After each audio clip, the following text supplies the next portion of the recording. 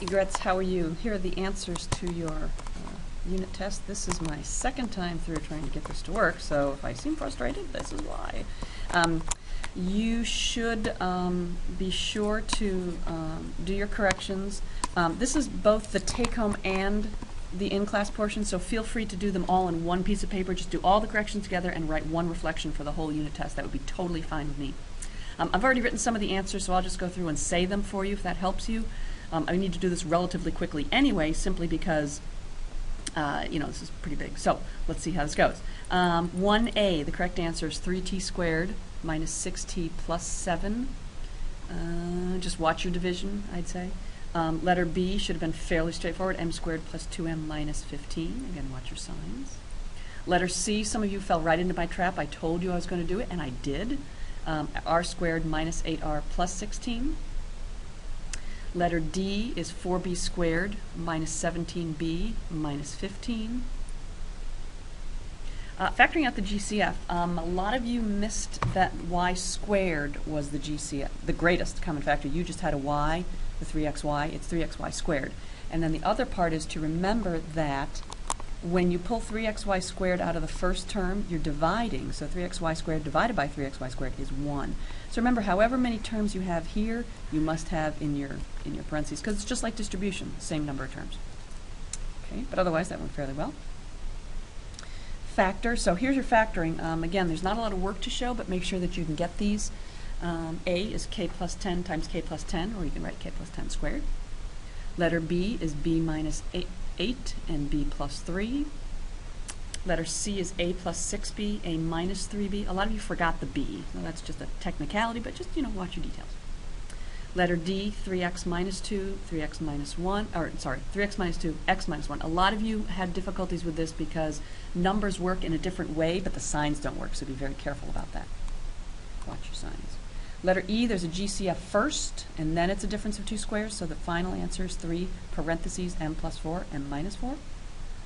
Letter F, there's a GCF of 2, and then it factors to 2 parentheses y minus 4, y plus 3. The extra credit was kind of fun. It's a difference of two squares. Remember, anytime there's an even exponent, it factors to a difference of two squares. So this does x to the n times x to the n is x to the 2n. Y to the 2n times y to the 2n is y to the 4n, and then opposite signs. It's a nice one.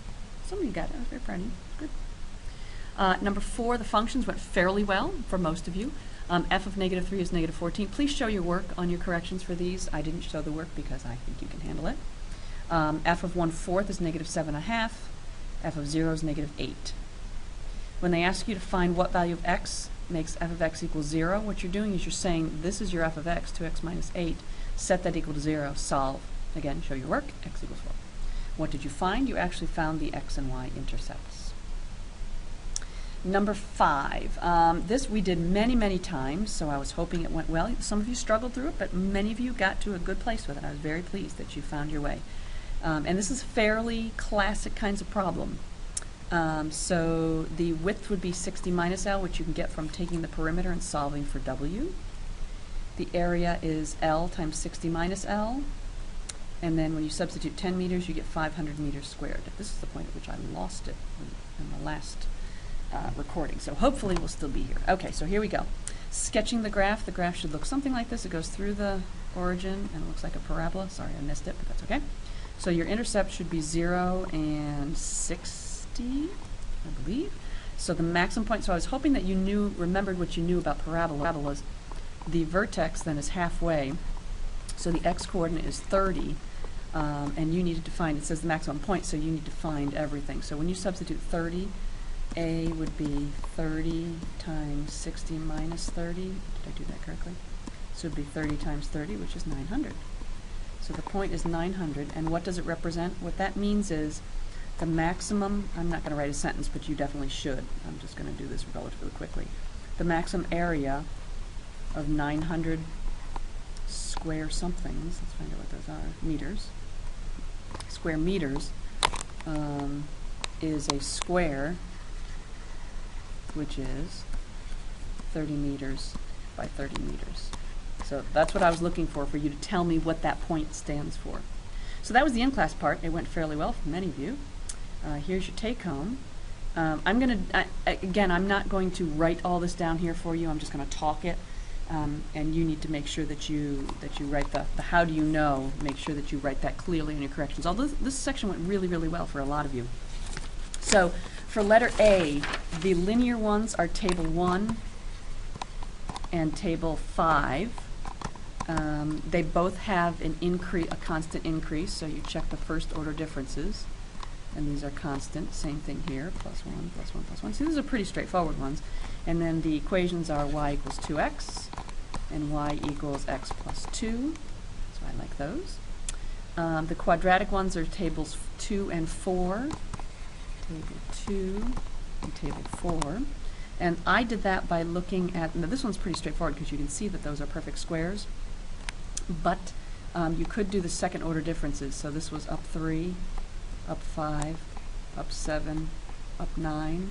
And then if you look at the second order, those are always up 2. So as soon as the second order differences are constant, in fact, you can't even read that, I'm really sorry. As soon as the second order differences are constant, then you know that they're quadratic. This one is plus 6, plus 8, plus 10. So this is, the second order differences again are plus 2. I guess I shouldn't have made them both plus 2, but that's okay. As long as the second order differences are constant. The equations, the first one is actually pretty straightforward. This one's easy because these are just x squared. So I made that one pretty easy. Y equals x squared. The second one, this is how I did it. What I did is I backed up. I said, let's find out what it is at 0. So when x is 0, it should go back 4, so that's 0. So if you know that x, if 0, 0 is one of the intercepts, then you know that one of the factors is x. And therefore you have x something. So what I did was I sort of just thought it through and said, well, all right, if you're going to do, this would be 1 times something. So 4 would, let me do a different color. So 4 would have to be 1 times something. Well, what is it? It's 4. And if that's so, this is hard to explain. So if you have x parentheses x something, you have 1 times 4. So that, so that has to be 4. So therefore, no, 1 plus, oh yeah. I think it's plus 3. So therefore, because 1 plus 3 is 4. There we go. So it's 1 times 4, and if x is 1, 1 plus 3 is 4. So let's check another one. Let's check this one, for example. If x is 5, you have 5 times 5 plus 3. So it's 5 times 8, which is 40. So you sort of can guess and check. There's probably more than one way to do that, but that's how I did it. That's how I thought it through. But again, that was a little tricky, and I meant it to be, but that's okay. It's not a big deal. Let's see, I think there's an exponential. Table 3 is exponential. And the equation is, you have to back up to get the y-intercept. So you have to go back to 0 here. If this is all multiplying by 4 times 4 times 4, then you have to go back. You have to divide by 4, so that would be 3/4. So your equation would be, there we go, y equals 3/4 times 4 to the x. So, you know, you had your notebook, and I was hoping that that went well. Some of you struggled a little bit with it, but I think it went well. Okay, hopefully I can finish this up really quickly before my program crashes here. Okay.